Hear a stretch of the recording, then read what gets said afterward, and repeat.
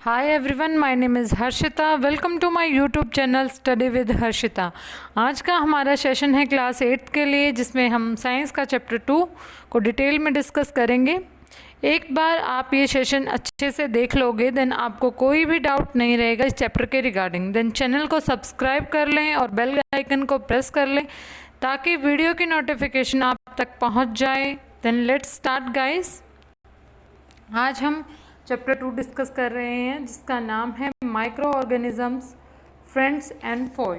ठीक है, इस चैप्टर में हम डिस्कस करेंगे कैसे माइक्रो ऑर्गेनिजम्स हमारे मतलब फूड से लेकर और जो हमारी इंडस्ट्री है, कमर्शियल यूज़ है, हमारी मेडिसिन्स में कैसे कैसे यूज़ होते हैं और किस प्रकार इनसे क्या है डिजीज़ फैलती है और क्या उनके सिम्टम्स हैं और किस वजह से वो होती हैं और क्या प्रिकॉशंस हमें लेनी चाहिए, वो सब हम इसमें डिस्कस करेंगे. ओके, तो हम शुरू करते हैं.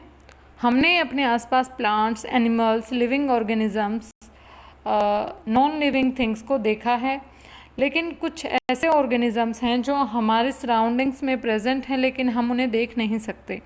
उनको क्या कहते हैं? ऑर्गेनिजम्स. ठीक है, माइक्रो ऑर्गेनिजम्स जो कि बहुत छोटे होते हैं, जिन्हें हम अपनी नॉर्मल आइज से नहीं देख सकते. सिर्फ हम माइक्रोस्कोप की वजह से की हेल्प से देख सकते हैं. ठीक है, with the help of microscope we can see the micro organisms. ठीक है, जिससे रेनी सीजन्स में जब एयर में ज़्यादा मॉइस्चर हो जाता है तो हमारे खाने की जो चीज़ें होती हैं वो जल्दी ख़राब हो जाती हैं. उन पर ग्रीन, येलो, वाइट कलर के जो है वो पैचेस आ जाते हैं, जिसे हम फंगी भी बोलते हैं, जिसे हम हिंदी में फफूंदी या फिर क्या बोलते हैं, और जो हमारी लोकल भाषा में हम कह सकते हैं कि फूई लग गई. ठीक है, तो ये फंगई के डिफरेंट नेम्स हैं. ठीक है, तो क्या होती है, फंगई लग जाती है जिससे हमारा जो फूड है वो प्रॉपरली डिस्ट्रॉय हो जाता है, वो खाने के लायक नहीं होता और वो एक बहुत गंदी स्मेल अपने पीछे छोड़ देते हैं. ठीक है, हम इनको नॉर्मली, मैंने बताया, अनॉर्मली आइज से हम बिल्कुल नहीं देख सकते हैं. इनको with the help of microscope ही देख सकते हैं हम. ठीक है, ओके, अब यहाँ पर आ जाइए. ठीक है, micro organisms are classified into 4 major groups. These groups are bacteria, fungi, protozoa and some algae. ठीक है, 4 भागों में बांटा गया है. First is bacteria, second is fungi, third is protozoa and fourth is algae. Organisms को 4 भागों में बांटा गया है. ये बहुत इंपॉर्टेंट क्वेश्चन बनेगा इससे कि जो कितने उसमें पार्ट्स में डिवाइड किया है और इनसे क्या क्या डिजीज़ होती हैं और उनके क्या प्रिकॉशंस हैं. तो ये बहुत इंपॉर्टेंट क्वेश्चन है और ये आगे फर्दर आपकी लाइफ भर आपको काम आएगा. ठीक है, तो आपको ये बहुत अच्छे से ध्यान रखना है. ओके, यहाँ इसमें दिया हुआ है 2.1 से 2.4 इसकी फिगर दी हुई है. देखो, ये बैक्टीरिया की फ़ोटो है जो एक छोटे रेशे की तरह हैं, जो छोटे छोटे कीटाणु होते हैं उनकी तरह हैं, ये छोटे जो कीड़े होते हैं. ओके, ये एल्गे की फ़ोटो दिखाई हुई है. एल्गे की फ़ोटो जो कि पानी में भी लग जाती है और स्टिल वाटर में जो काई बन जाती है, और या फिर मिट्टी में जो गीली रहती है हमेशा मिट्टी, वहाँ पर भी काई लग जाती है. ओके, एल्गे की फॉर्मेशन होती है वहाँ पे. ये प्रोटोजोआ है. प्रोटोजोआ ये मच्छर के काटने से, स्पेशली मादा मच्छर के काटने से, फीमेल प्रोटोजोआ जो फीमेल मच्छर काटने से ज़्यादा होता है प्रोटोजोआ. ठीक है, प्रोटोजोआ एमीबा और पैरामेशियम. ठीक है, और इसमें नीचे दिया हुआ है फंगी के इमेजेस दिए हुए हैं. इसमें देखो, ये फंगी के ब्रेड मोल्ड जो फॉर्म हो रहा है, ये सिर्फ हमें है ना जो फंगी होते हैं उसके पैचेस दिखाई देते हैं. वो सिर्फ डॉट डॉट पैचेस दिखाई देते हैं कि हाँ यहाँ पर फंगी लग चुकी है.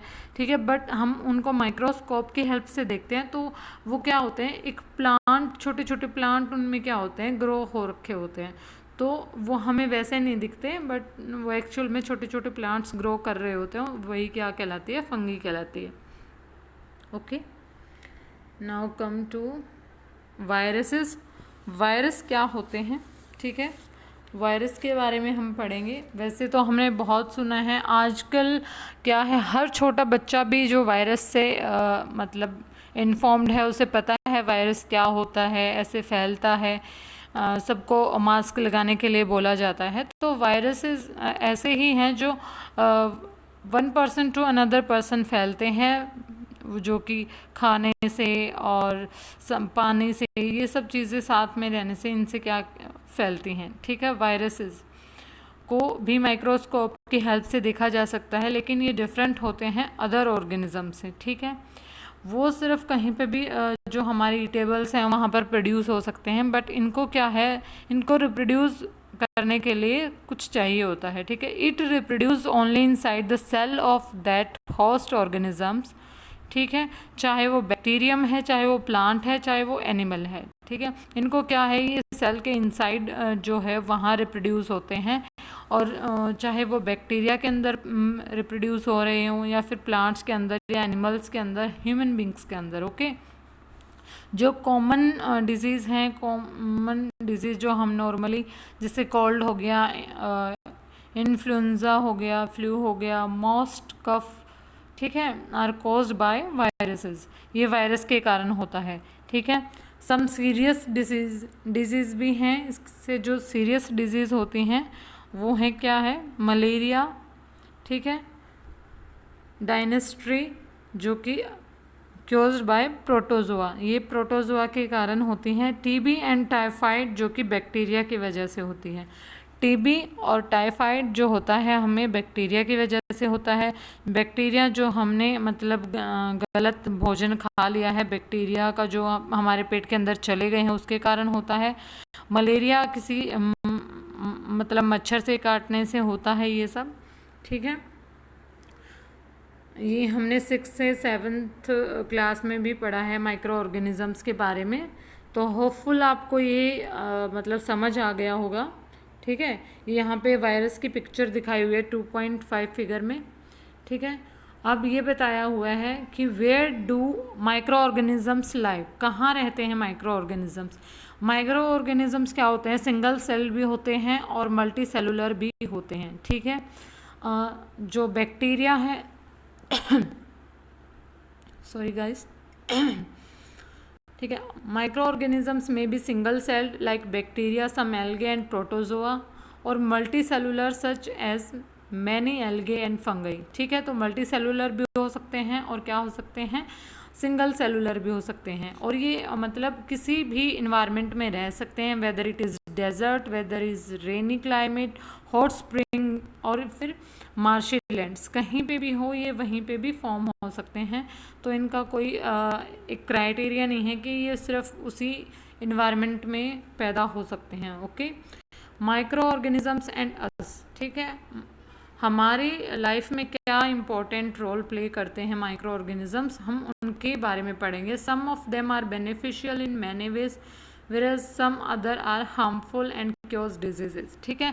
तो कुछ जो माइक्रो ऑर्गेनिजम्स हैं फेमिलियर माइक्रो ऑर्गेनिजम्स होते हैं, बट लेकिन कुछ क्या होते हैं, बहुत हार्मफुल भी होते हैं।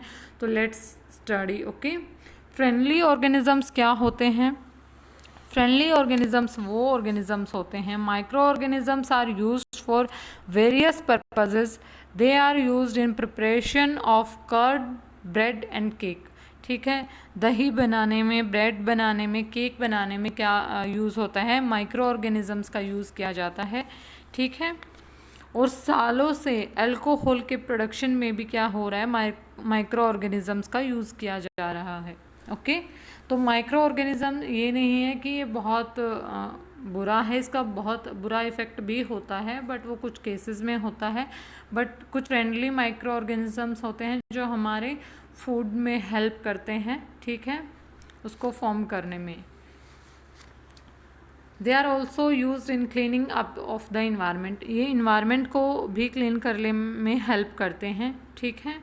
कुछ इसके एग्जाम्पल क्या हैं, ऑर्गेनिक वेस्ट, ऑर्गेनिक वेस्ट जो बनता है वो कैसे बनता है, जो ये ऑर्गेनिक वेस्ट बनता है वो डिकम्पोजिशन ऑफ वेस्ट जो होता है फ्रूट्स का, वेजिटेबल्स का, लीव्स का, तो उनसे मिलकर बनता है। और वो विद द हेल्प ऑफ क्या होता है, बैक्टीरिया की हेल्प से होता है, जो डिकम्पोजर का काम करते हैं और उसको सिंपल सब्सटेंसेस में तोड़ देते हैं। ओके, और जिससे क्या होती है, बैक्टीरिया की वजह से क्या प्रेजेंस से क्या बनती है, ऑर्गेनिक वेस्ट बनती है, और जो कि इन्हांस करती है, इंक्रीज करती है सॉइल फर्टिलिटी को, जो कि हमने पिछले चैप्टर फर्स्ट में भी डिस्कस किया था। ठीक है, एग्रीकल्चर एंड मैनेजमेंट में।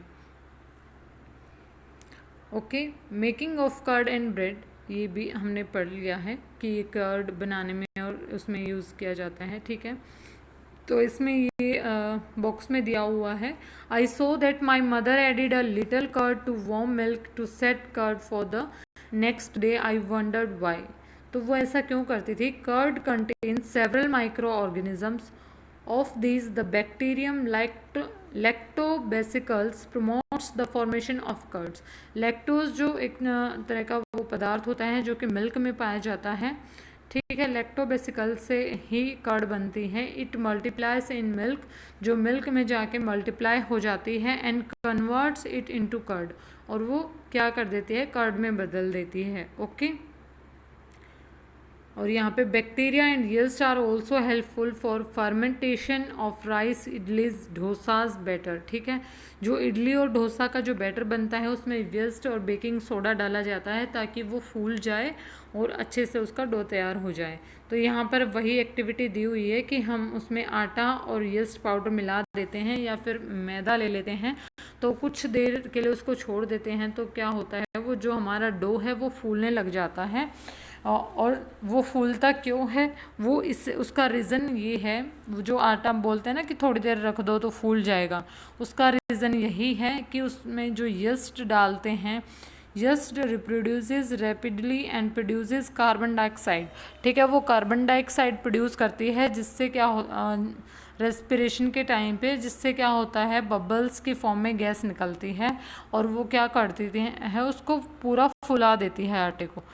ठीक है, उसकी जो वॉल्यूम है वो बढ़ जाती है, तो ये इसके काम आता है। पेस्ट्रीज, केक्स, ब्रेड्स बनाने में यूज़ किया जाता है। ठीक है, commercial use of micro organisms, ये ऊपर तो हमने कर्ड बनाने का, ये नॉर्मली इंडस्ट्रीज़ में भी होता है और हम अपने घर पे भी करते हैं डेली यूज़ में। कमर्शियल यूज़ क्या है माइक्रो ऑर्गेनिजम्स का? ठीक है, micro organisms are use for large scale. ठीक है, micro organisms are use for large scale production of alcohol, wine, acetic acid, vinegar. ठीक है, ये विनेगर, वाइन, इनमें यूज़ किया जाता है। Yeast is use for commercial production of alcohol and wine. मैंने अभी बताया है कि यीस्ट का जो यूज़ किया जाता है वो एल्कोहल और वाइन में यूज़ किया जाता है। यीस्ट को बनाया कैसे जाता है, यीस्ट को ग्रो कैसे किया जाता है? Yeast is grown on natural sugar present in grains like barley, wheat, rice और क्रश्ड फ्रूट जूसेस। ठीक है, गेहूं से, शुगर से और राइस और जो फ्रूट से होता है, इनसे निकाल लिया जाता है नेचुरली प्रोसेस करके, तो इससे यीस्ट फॉर्म होता है, और जो कि मतलब केक्स, पेस्ट्रीज बनाने में हेल्प मिलती है। ठीक है, दिस इज़, इसमें बताया गया है कि यीस्ट को वाटर में मिला दिया गया है, प्लस में उसमें शुगर भी मिलाई है, तो उससे क्या हुआ है, now the smell of the solution, can you get a smell. ठीक है, इससे क्या है, एक बहुत पंजेंट स्मेल आएगी, बहुत तेज जो स्मेल आएगी, और this is the smell of alcohol as sugar has been converted into alcohol by yeast. Yeast की हेल्प से क्या हो गई है, जो शुगर है वो कन्वर्ट हो गई है एल्कोहल में। This process of conversion of sugar into alcohol is known as fermentation.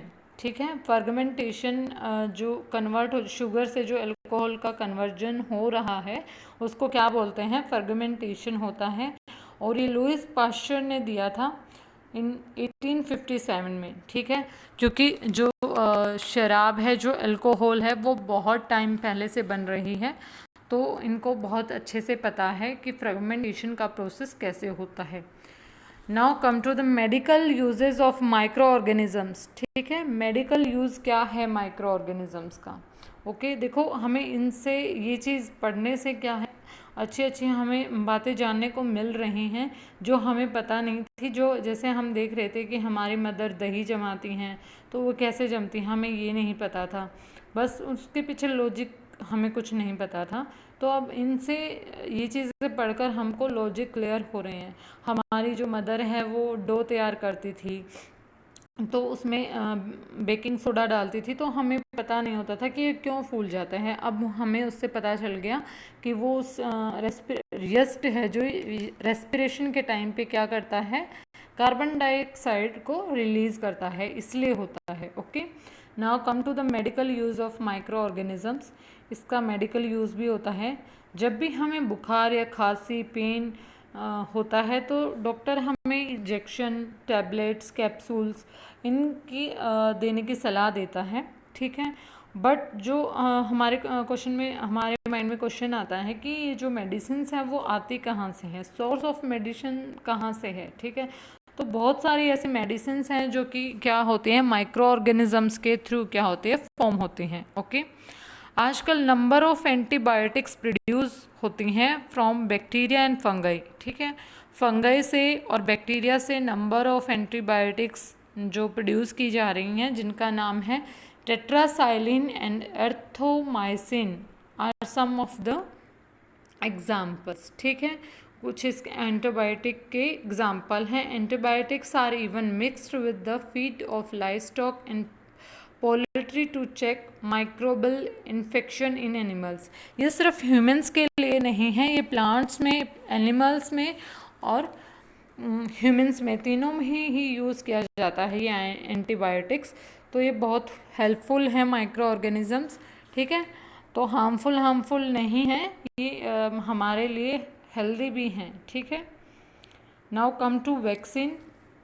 Vaccine, why are children infants given vaccination. ठीक है, क्यों बच्चों को वैक्सीनेशन दिया जाता है, होते ही उनको क्या एंटीबायोटिक्स दी जाती है, पोलियो का टीका दिया जाता है और खसरे का टीका दिया जाता है, बहुत सारे टीके उनको दिए जाते हैं, वैक्सीन दी जाती हैं, ताकि जो है बच्चे को पहले से ही उन बीमारियों से क्या सुरक्षित किया जा सके। ठीक है, और बहुत सारे जो ये वैक्सीन्स हैं वो गवर्नमेंट द्वारा फ्री प्रोवाइड किए जाते हैं। ओके, छोटे बच्चों को फ्री प्रोवाइड किए जाते हैं, 5 ईयर की एज तक जो टीके लगते हैं बच्चों को, तो ये वैक्सीन गवर्नमेंट द्वारा भी प्रोवाइड की जाती है। व्हेन ए डिजीज़ कैरिंग, ये वैक्सीन कैसे होती है, when a disease carrying microbe enter in our body, the body produces antibodies to fight the invader. ठीक है, जो डिजीज़ हमारी बॉडी के अंदर एंटर करेगी, द बॉडी प्रोड्यूसेस, जब हम वैक्सीन लेंगे, ठीक है, थोड़ा ध्यान से सुनना, जब हम वैक्सीन लेंगे तो उससे क्या होगा, हमारे अंदर उस बीमारी से लड़ने की क्षमता बढ़ेगी। लेकिन जब हमें वो बीमारी हो जाएगी तो हम ऑलरेडी वैक्सीन लगवा चुके हैं, तो क्या हो जाएगा, हमारे बॉडी के अंदर वो एंटीबॉडीज़ प्रोड्यूस हो जाएंगी जो क्या फाइट करेंगी द इन्वेडर, और वो हमारे शरीर में बीमारी आ नहीं पाएगी। इसलिए वैक्सीन बीमारी से पहले लगाया जाता है। ओके, होप सो आपको ये क्लियर हो गया होगा। ठीक है, ये इसलिए लगाया जाता है ताकि कभी भी हो, कोई भी ऐसे जो बीमारी है वो कभी भी हो तो body fight and kill invading bacteria, तो बॉडी क्या कर सके, इजिली इनवेडिंग बैक्टीरिया को किल कर सके। Okay, Edward Jenner discovered the vaccine for small pox. ठीक है, स्मॉल पॉक्स के लिए जो है वैक्सीन किसने किया था, ये भी बहुत इंपॉर्टेंट है, 1 मार्क में ये क्वेश्चन आ सकता है। ओके, तो थोड़ा ध्यान में रख लेना। देखो गाइस, मैं आपको ये चैप्टर करा रही हूँ, बहुत अच्छे से डिटेल में करा रही हूँ, बट जब तक आप अपनी सेल्फ स्टडी और सेल्फ रीडिंग नहीं लोगे चैप्टर की, जब तक आपको अच्छे से क्लियर नहीं होगा। ठीक है, तो आपको एक बार वीडियो देखनी है और उसके बाद आपको खुद अपना सेल्फ असेसमेंट करना है कि आप चैप्टर को पढ़कर कितना समझ पा रहे हो और कितने आप क्वेश्चन कर पा रहे हो। इससे पता चलेगा कि आपको चैप्टर कितना समझ में आया। Okay. Increasing soil fertility. Soil fertility, ठीक है, मैंने बताया था सॉइल की फर्टिलिटी बढ़ती है क्योंकि सम बैक्टीरियाज,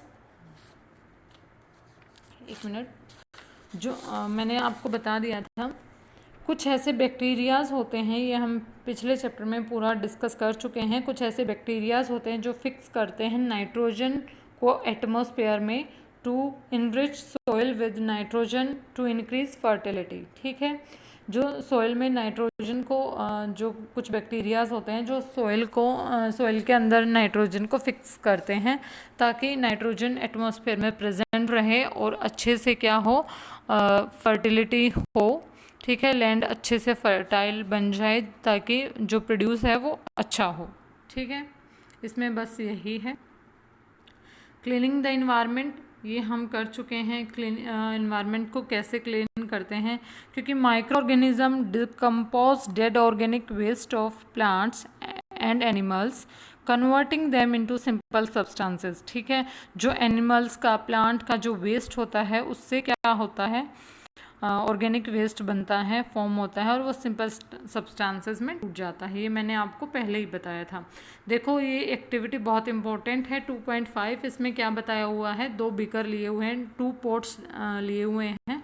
एक पोट में क्या है, ऑर्गेनिक खाद का यूज़ किया गया है उस प्लांट में, और दूसरे में क्या है, प्लास्टिक की bottles, toys, glass, polythene bags वगैरह सब डाले हुए हैं।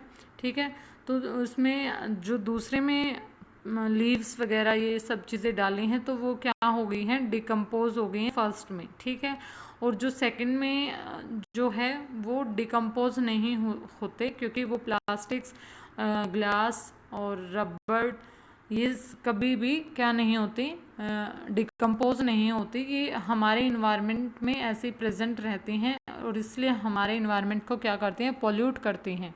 ठीक है, और बट जो ये लीव्स हैं और जो एनिमल्स की और प्लांट्स का जो वेस्ट है वो क्या, वो डिकम्पोज हो जाता है और जो उसकी क्या मिट्टी बन जाती है और वो मिट्टी में मिल जाता है। बट ये चीज़ें मिक्स नहीं होती है जिससे क्या होती है, इनफर्टाइल लैंड हो जाती है हमारी। Okay, now come to the harmful micro organisms.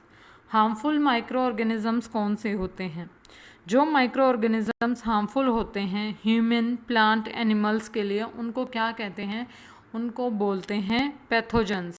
Pathogens क्या होते हैं? Pathogens are known as harmful micro organisms which harmful for human, plants and animals. ठीक है, जो कि हार्मफुल होते हैं प्लांट्स, एनिमल्स के लिए, ह्यूमंस के लिए, उनको, उन माइक्रो ऑर्गेनिजम्स को क्या बोलते हैं? पैथोजेंस।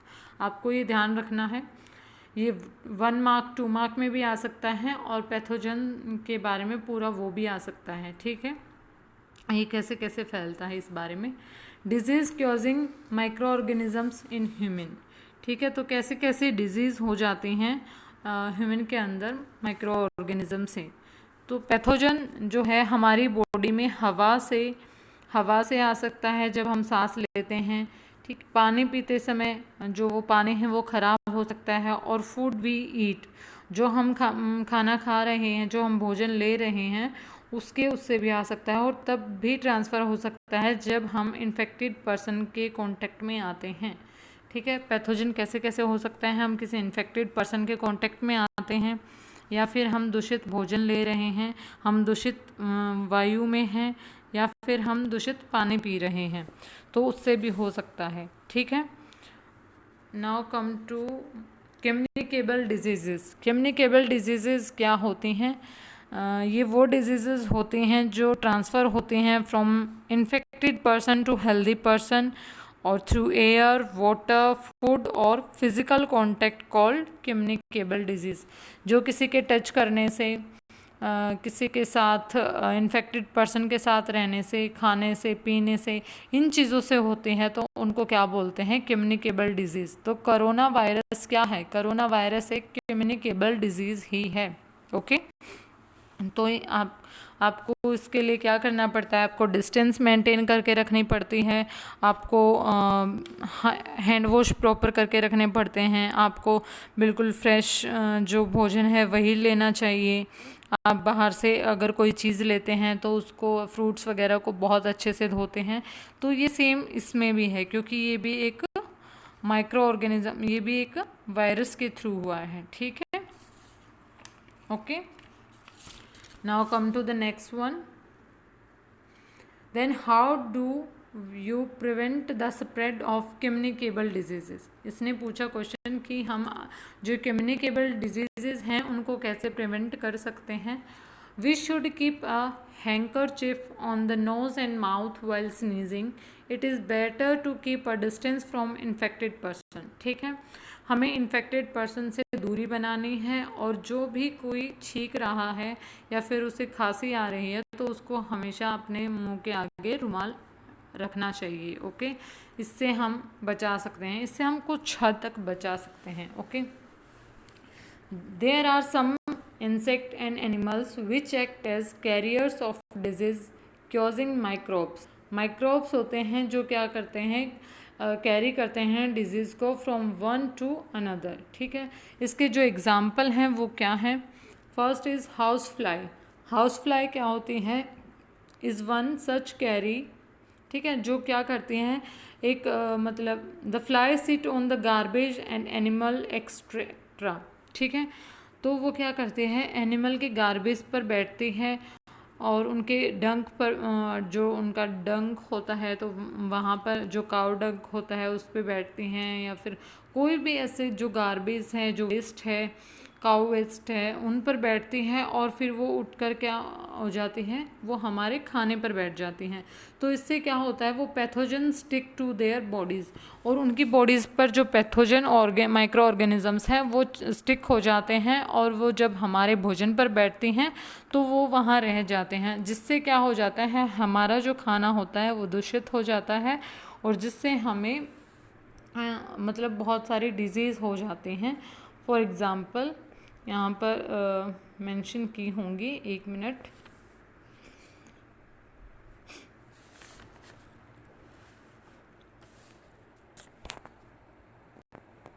रुकिएगा। हाँ देखो, जो जिससे हमारा खाना है वो जो दूषित हो जाता है, और जिससे हमें नंबर ऑफ़ डिजीज़ हो जाते हैं, मलेरिया हो, इससे जो हमें क्या हो जाता है, मलेरिया तो मच्छर से होता है, जिससे हमें डायरिया हो जाता है, हैजा हो जाता है, हमारा जो पाचन तंत्र है वो ख़राब हो जाता है, इससे हम जब गंदा दूषित भोजन खाते हैं। और दूसरा क्या होता है, दूसरा फीमेल एनोफ्लीज मॉस्किटो से होता है, क्योज डेंगू वायरस। ठीक है, ये डेंगू भी करता है, जो कि फीमेल में ही ये कैपेसिटी होती है कि वो डेंगू फैलाए। ठीक है, फीमेल एसिडी mosquito acts as a carrier of dengue virus. How can we control the spread of malaria और डेंगू। ठीक है, हम कैसे स्प्रेड होने से बचा सकते हैं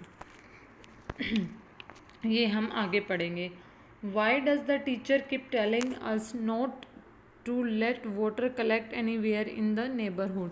इसलिए हमें टीचर, जो हमारे पेरेंट्स हैं, वो सब क्या बोलते हैं कि कहीं पर भी पानी को इकट्ठा मत होने दो, क्योंकि जो मच्छर हैं वो साफ़ पानी पर ही बैठते हैं, और उससे क्या होता है, ज़्यादा से ज़्यादा मच्छर पैदा होते हैं, और उससे मलेरिया और डेंगू के बहुत ज़्यादा चांसेस बढ़ जाते हैं। इसलिए बोलते हैं कि कूलर्स, टायर्स, फ्लोर पॉट, इन सब में क्या पानी कलेक्ट नहीं होना चाहिए। ठीक है, जिससे ज़्यादा से ज़्यादा मच्छर ना फैलें। ओके, इसलिए मना किया जाता है। Some common human disease causes by micro organisms. ठीक है, ये कुछ डिजीज़ के नाम दे रखे हैं जो कि क्या होते हैं, कॉमन है, जो कि हमें देखने को अक्सर मिलती हैं। जैसे ट्यूबरक्लोसिस है, वो बैक्टीरिया की वजह से होता है। मोड ऑफ ट्रांसमिशन, टीबी क्या है, एयर से भी फैल सकती है, हवा के उससे भी फैल सकती है। तो हमें इसकी प्रिवेंशन क्या, मेजर्स क्या हैं, वो क्या लेने चाहिए। Keep the patient, sorry guys,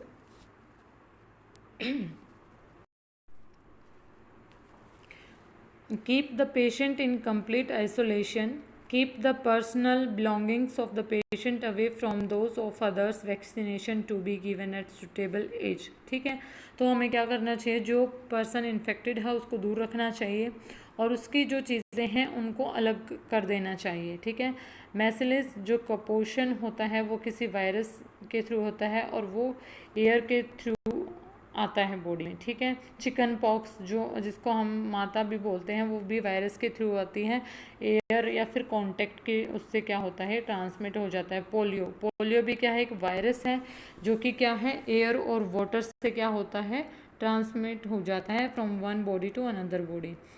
फिर नेक्स्ट वन इज़ क्लोरा जो हैज़ा बोलते हैं, वो बैक्टीरिया की वजह से हमारे शरीर में आता है। वाटर और फूड, जब हम कोई भी मतलब दूषित भोजन या दूषित पानी पी लेते हैं तो हमारे शरीर में आ जाता है। Maintain personal hygiene and good sanitary habits, consume properly cooked food and boiled drinking water, vaccination. ठीक है, इसमें हमें वैक्सीनेशन मिलती है। ठीक है, तो ये चीज़ है। नेक्स्ट वन क्या है, हेपेटाइटिस ए। ठीक है, ये भी वायरस है जो कि वाटर से ट्रांसमिट होते हैं। Drink boiled drinking water. ठीक है, मलेरिया, मलेरिया एक क्या है, प्रोटोजोआ से होती है, मॉस्किटोज से होती है। ठीक है, use mosquitoes net and repellents, spray insecticides and control breeding of mosquitoes by not allowing water to collect in the surroundings, ताकि हमारे सराउंड में पानी इकट्ठा ना हो और वहाँ पर क्या हो, मच्छर पैदा ना हो। ठीक है, ये कुछ मतलब डिजीज़ के नाम हैं और उनके क्या हैं, प्रिवेंशन दिए हुए हैं। तो ये बहुत इम्पोर्टेंट है, ये आपको ध्यान में रखने हैं क्योंकि सीधा ऐसे क्वेश्चन आएगा कि टाइफाइड कौन सा है, किसके उससे होता है, या फिर ऐसे बोल सकते हैं कि बैक्टीरिया और वायरस से जो डिजीज़ होते हैं उनके नाम लिखिए, उनके बारे में बताइए, क्या उनकी प्रिवेंशंस हैं, कैसे वो इफ़ेक्ट करती हैं। ठीक है, ये चीज़ ऐसे क्वेश्चन आ सकते हैं। ठीक है, ये आपने देख लिया होगा। हमने डिजीज़ के नाम देख लिया। Disease causing micro organisms in animals, तो एनिमल्स में भी ऐसे जो होते हैं डिजीज़ फॉर्म होते हैं। ठीक है, ये रॉबर्ट कॉच ने फाउंड किया, discovered the bacterium which cause anthrax disease. Anthrax disease है, ये रॉबर्ट कॉच ने फाउंड किया था।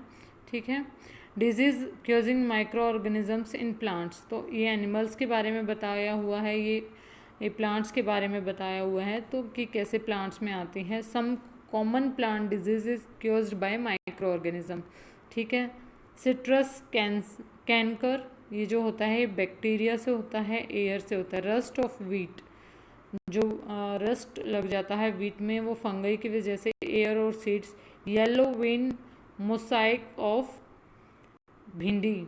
ठीक है, तो वो भी क्या होता है, वायरस की वजह से होता है और मोड ऑफ ट्रांसमिशन इंसेक्ट होता है।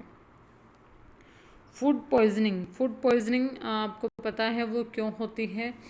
ठीक है, Paheli wonders how food can become a poison, जो खाना जहर कैसे बन सकता है, तो वो यहाँ पर बात कर रहे हैं। Food poisoning could be due to consumption of food spoiled by some micro organisms.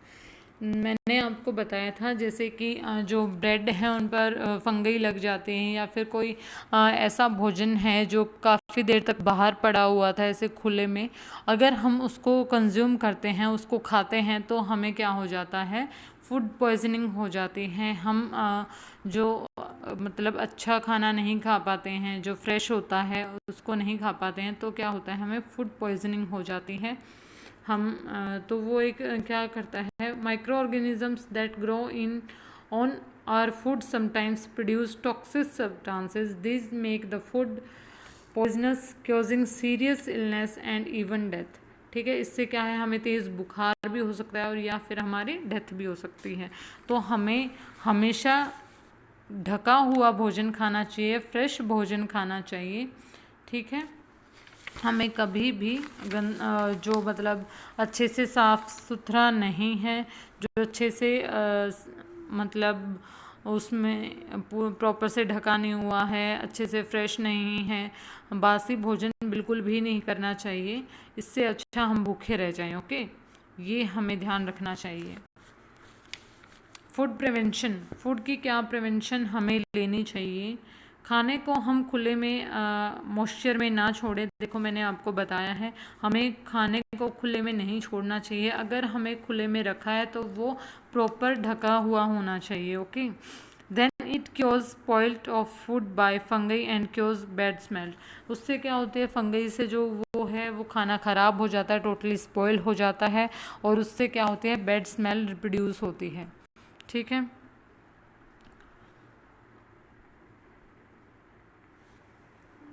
ये हमने यहाँ पे देख लिया है। तो यहाँ पे एक एग्जाम्पल दिया हुआ है, एक यहाँ पर क्वेश्चन पूछा हुआ है। Paheli bought some mangoes but she could not eat them for a few days. Later she found that they were spoiled and rotten, but she knows that the mangoes pickles her grandmother makes does not spoil for a long time. आपको समझ आया होगा। ये पहेली यहाँ पर क्या कह रही है कि जो कुछ वो आम लेकर आई थी, जो कि कुछ दिन वो खाना भूल गई, तो वो क्या हो गए, ख़राब हो गए, गल गए, सड़ गए। ठीक है, बट उसको याद आया कि उसकी ग्रैंड मदर जो है वो आम का अचार डालती थी, जो कि सालों चल जाता था, बहुत लंबे समय तक चल जाता था। तो वो कैसे होता था, उसका क्या रीज़न था। ठीक है, first one is let us study the common methods of preserving food in our homes. We have to save it from the attack of microorganisms. हमें माइक्रो ऑर्गेनिज्म से अपने के अटैक से अपने भोजन को बचाना है। First one is chemical method. Chemical method में क्या होता है, salts and edibles oils are the common chemicals generally use to check the growth of micro organisms. ठीक है, तो सोल्ट और एडिबल ऑयल्स को यूज़ किया जाता है। We add salt or acid preservatives to pickles to prevent the attack of microbes. इसमें हम क्या करते हैं, कुछ सॉल्ट और एसिड्स को यूज़ करते हैं। Sodium benzoate and sodium metasulphatic sulphide are common preservative.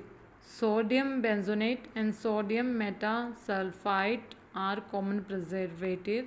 ठीक है, केमिकल में हमने पढ़ लिया कि जो है सोडियम बेंजोनाइट एंड सोडियम मेटासल्फाइड जो है कॉमन प्रिजर्वेटिव हैं। ये क्या है, जैम्स वगैरह में भी यूज़ किया जाता है, जो हेल्प करता है कि वो स्पॉइल ना हो।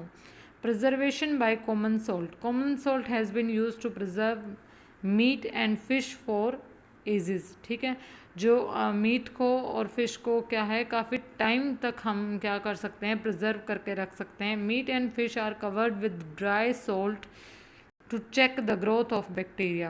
Salting is also used to preserve amla, raw mangoes, turmeric, extra. ठीक है, प्रिजर्वेशन बाय शुगर। हम शुगर से भी क्या कर सकते हैं, प्रिजर्वेशन कर सकते हैं। Jams, jellies and squashes are preserved by sugar. Sugar reduces the moisture content which inhibit the growth of bacteria which spoil food. तो हमें क्या करना है, हमें ये चीज़ ध्यान रखनी है कि हमारे जो खाने का है वो मॉइस्चर मेंटेन रहे, वो बहुत ज़्यादा ना हो जाए।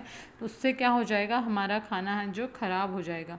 Preservation by oil and vinegar. Use of oil and vinegar prevents spoilage of pickles because bacteria cannot live in such an environment. ठीक है, हम जब तेल का और विनेगर जो सिरका बोलते हैं उनको अचार में यूज़ किया जाता है। ठीक है, जिससे क्या बैक्टीरिया मर जाते हैं। Vegetable, fruits, fish, meat are often preserve by this method.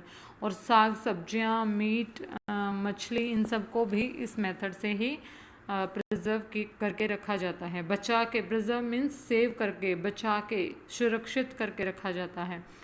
Heat and cold treatment. Heat and cold treatment दिया जाता है, स्पेशली ये होता है जो मिल्क इंडस्ट्रीज़ होती हैं उनमें होता है, क्योंकि उसमें क्या होता है, बहुत हाई टेम्परेचर पे जो है मिल्क को क्या किया जाता है, बॉईल किया जाता है, और फिर 15 to 13 सेकेंड, ठीक है, and then suddenly chilled and stored. फिर उसको अचानक से चिल्ड कर दिया जाता है और स्टोर कर दिया जाता है। It is known as pasteurisation, ठीक है, pasteurisation. Why does the milk come in packets not spoil? My mother told me that the milk is pasteurised and it is pasteurisation. What is pasteurisation? मैंने आपको बता दिया कि एकदम से किसी गर्म चीज़ को हम तभी ठंडा कर देते हैं कुछ ही मिनटों में या फिर कुछ सेकंड्स में, तो क्या होता है, इससे पैस्चराइजेशन मेथड बोलते हैं, जो कि लुइस पाश्चर ने दिया था। Storage and packing. These days dry fruits and even vegetables are sold in sealed airtight packets to prevent the attack of microorganisms, microbes, ठीक है। उनके अटैक के कारण उससे क्या हो जाते हैं, जैसे हम ड्राई फ्रूट्स हैं, हमारे आलमंड्स हैं, बादाम हैं, या फिर कोई भी, तो उनमें क्या हो जाती हैं, तुलसी वगैरह या फिर कुछ मतलब वो हो जाते हैं, छोटे छोटे कीड़े हो जाते हैं, जिनसे क्या वो टोटली स्पॉइल हो जाते हैं। और वो क्यों होते हैं, वो किस की उस वजह से हो जाते हैं, जब भी उनको, जब वो मॉइस्चर में आ जाते हैं ना, देखो हम कोई भी पैकेट लेके आते हैं, जब तक वो पैक रहता है तब तक उसमें चांसेस हैं बहुत कम होते हैं या फिर रेयर होते हैं कि उसमें तुलसी वगैरह हों। लेकिन जब हम उस पैकेट को खोल देते हैं तो वो जब एयर के कांटेक्ट में आ जाता है, वो मॉइस्ट हो जाता है, तो चांसेस ज़्यादा बढ़ जाते हैं उसमें कीड़े वगैरह होने के। ओके, ये नाइट्रोजन फिक्सेशन का मैंने बता दिया है, ठीक है। ये रूट्स में होती है, नोडल्स में होती है, जिससे क्या होता है, एक नाइट्रोजन एटमॉस्फेयर में रहती है और सॉइल फर्टाइल रहती है, ठीक है। ये देखो दिखाया हुआ है। इससे क्या है, जो नाइट्रोजन है वो हमारे एनवायरनमेंट में भी है और यहाँ पे सॉइल में भी है, जिससे क्या होता है, सॉइल की फर्टिलिटी बढ़ी रहती है। यहाँ पर क्या दिखाया हुआ है, नाइट्रोजन साइकिल दिखाई हुई है।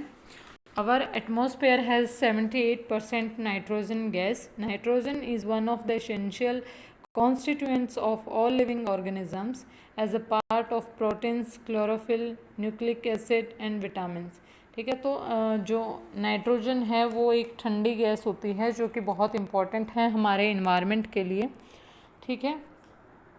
तो इसमें हम क्या पढ़ेंगे, ये बहुत हल्की गैस है, मैंने बताया है। नाइट्रोजन को गाड़ी के टायर्स में भी, और ठंडी गैस भी है जिसको गाड़ी के टायर्स में यूज़ किया जाता है जनरली।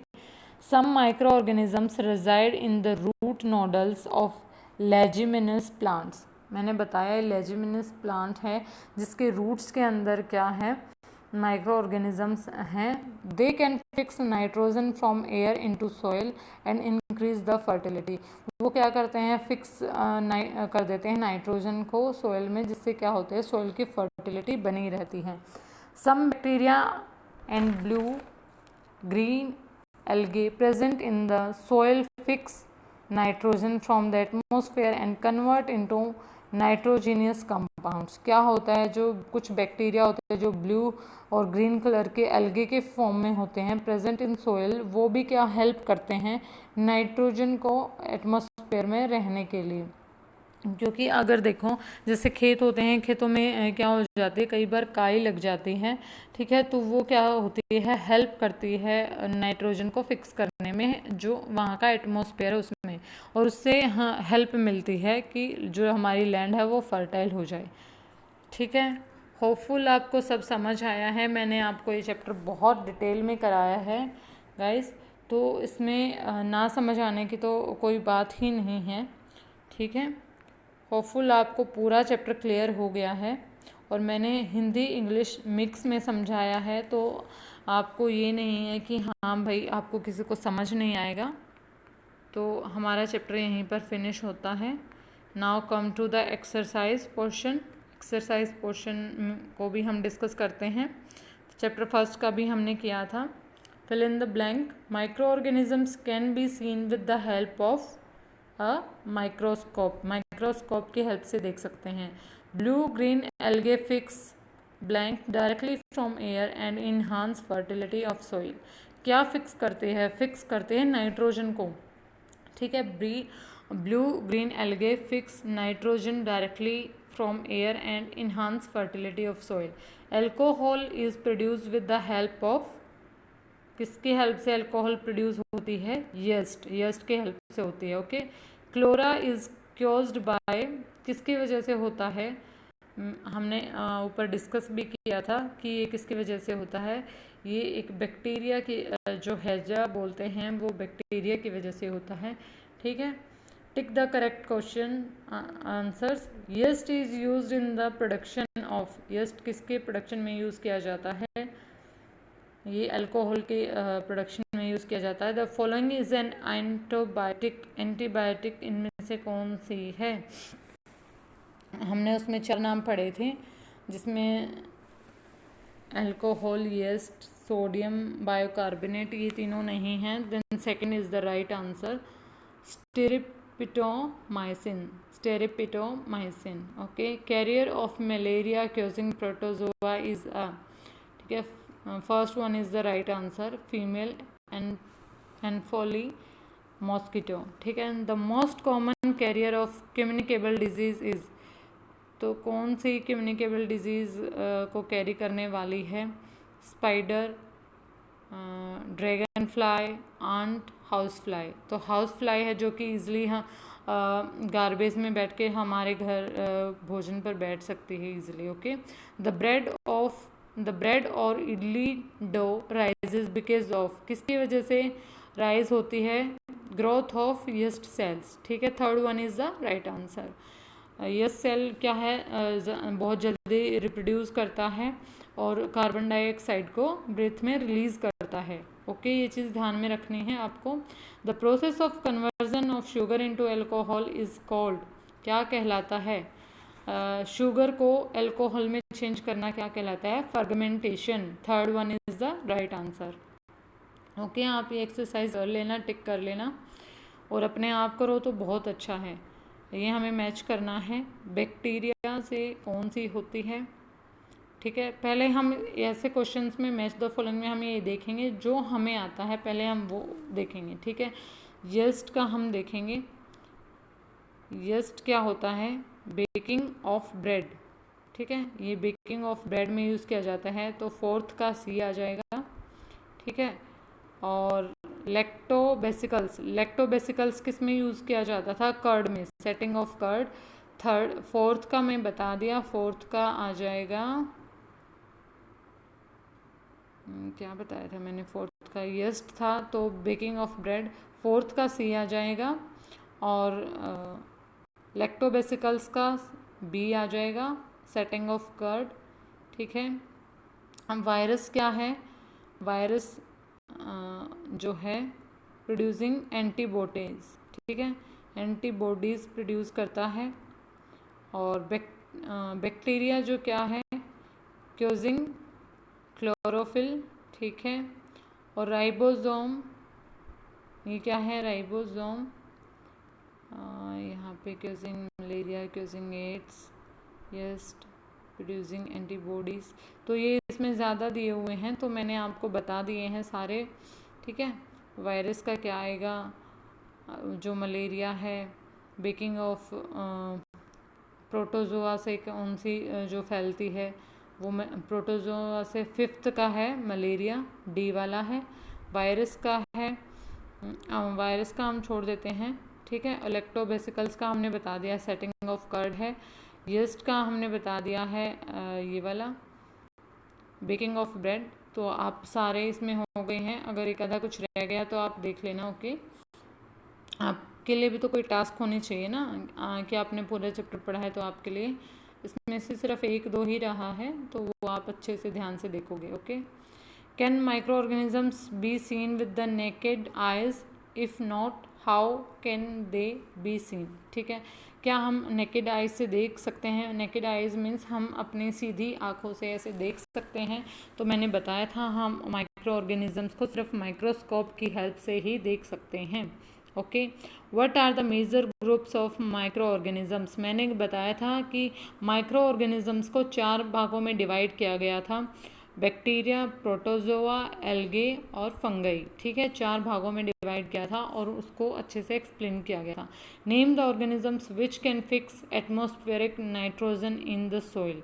क्या उस ऑर्गेनिज्म का नाम था जो क्या कर रहा था? फिक्स कर रहा था atmospheric nitrogen in the soil में।